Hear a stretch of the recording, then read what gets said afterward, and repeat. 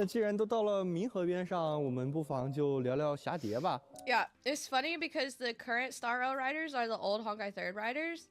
Yes, those riders. Okay, so Shaoji, right? Shaoji did Pinakoni and some of this, I think. But Shaoji also did Elysian Realm, which was amazing.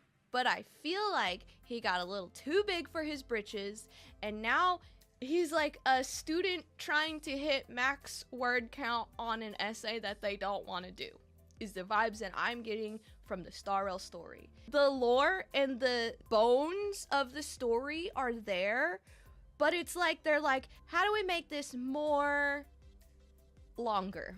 It's not a visual novel, it's a gacha game. Even still, visual novels are like the latest Honkai 3rd stories have been so much better since they moved the rider over to Star Rail. So the first part of Honkai 3rd Part 2 was so drawn out, so long, so convoluted and like yappy, and it was just, it felt like Star Rail, right? They moved that rider over to Star Rail, got a new rider for the rest of Honkai 3rd Part 2. Now, Honkai 3rd Part 2 is amazing. It is absolute cinema. The quests are like 3-4 hours long. The whole quest, the whole patch, the whole version is like 3-4 hours long. Very digestible, very good. Lots of cutscenes, lots of dynamic camera angles, all that good stuff. Now, Star Rail is just like, it just feels like work. And it really feels like they're just, it's like they take their story and they put it in ChatGPT and they're like, make this 10 hours longer, you know? Like, it's insane. 早在一个名为埃德里亚的城邦，蛱蝶在那里就肩负起了行星手的职责。死亡并不是一场游戏，在世间大多数人看来，死亡也确实是一件非常恐怖的事事情。那很多人都会把蛱蝶这种能力当成诅咒，把它视作可怕的怪物，所以不愿意去主动接近它。Yeah, you could literally finish all Honkai 3rd Part 2 chapters in the time that it takes you to do the current Amphorius story. Not 3.0, just 3.1. Like, it's insane. And I really need Star Rail to get on the same level as Honkai 3rd, because these quests are way too fucking long and yappy. The plot is very straightforward. Like, we don't need all these extra unnecessary dialogues of them being like, I don't even know. 而与之相对的，蛱蝶也不希望自己为人带去死亡。Yeah, plus if you're a fast reader, you can just mash through the Honkai chapters. Exactly. 我想起体保的预言，花海尽头。Oh yeah, and what they just recently did with Helio's character puts any of the new Star Rail characters to absolute shame. 100%.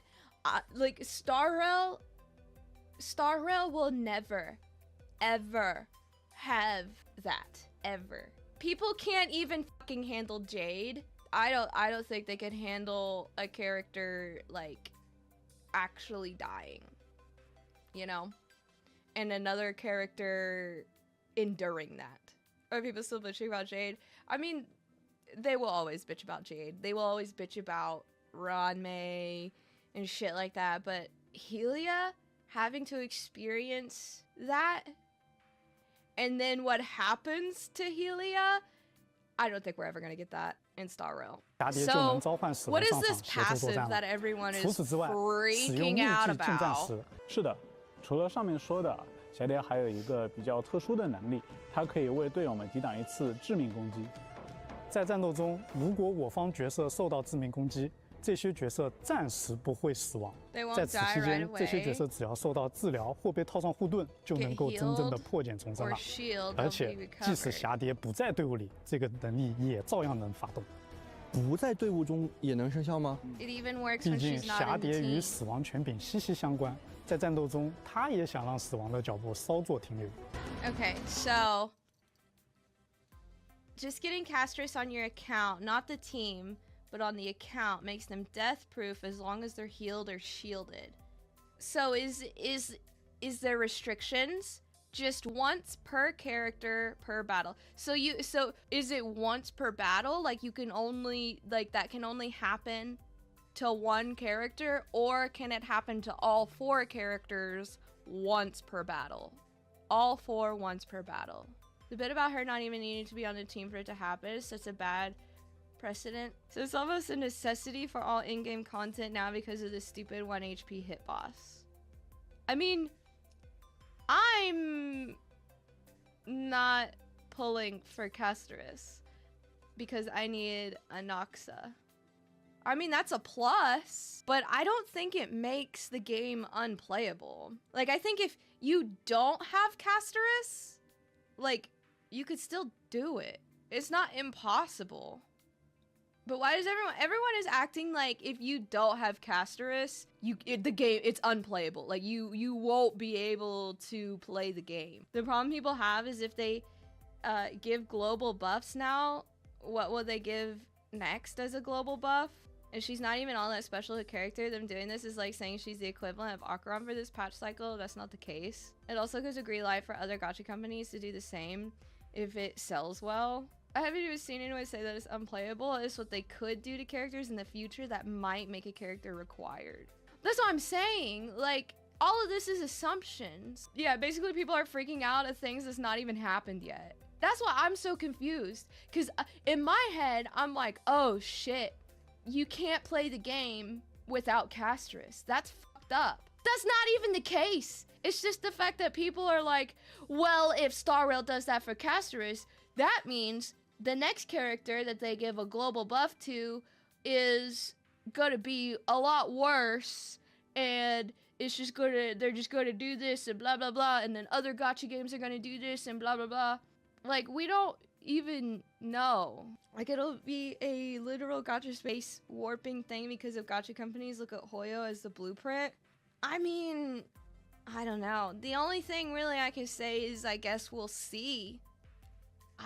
I don't know. It's like, are we really surprised that gacha games are being predatory?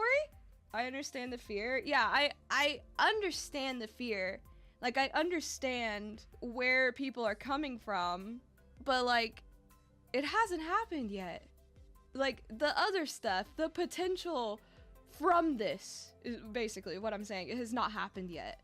It's literally just assumptions. Like, I'm hoping it's a one and done thing, to be honest, because the fear of what it sets is huge. Yet being the key word there. What's funny for me is that the global buffs are a thing in gacha games for years now. It's not really a new concept. Acheron, Raiden, Raid Shadow Legends, etc. have all characters with global buffs, and those are usually linked to Eidolon equivalents. I think Smack or Box, don't remember, don't quote me, basically said a lot of this started with Silverwolf taking away the actual strategy of the game, comparing it to Persona 5. What does Silverwolf do? Because I don't even have Silverwolf, which I'm very upset about. Still very upset about that I don't have my freaking Bronya XP.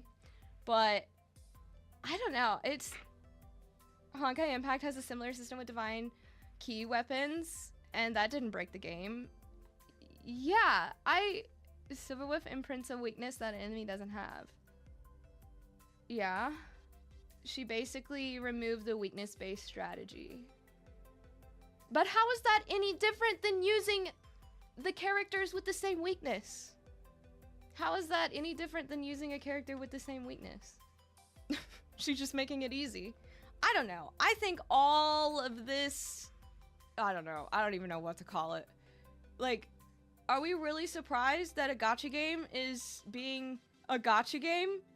Yeah, people lose shit on a non-competitive game. Literally, this is a single-player game where it's not even PvP. There is 0 PvP. There is 0 ranked anything in Star Rail. Why is everybody so upset? Holy shit. I think people need to spend more time outside. It is not that big of a deal. It's a free fucking game.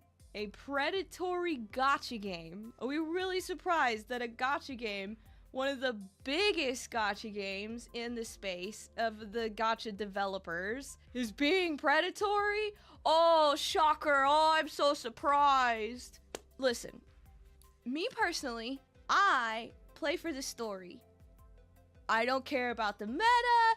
I don't care about in-game shit. I don't care about combat or anything, you know, except to get through the story, right? Like, I play the gacha games to play the story, right?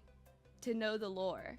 It's also not a PvP game. It's not a PvP game. Why do people care so much?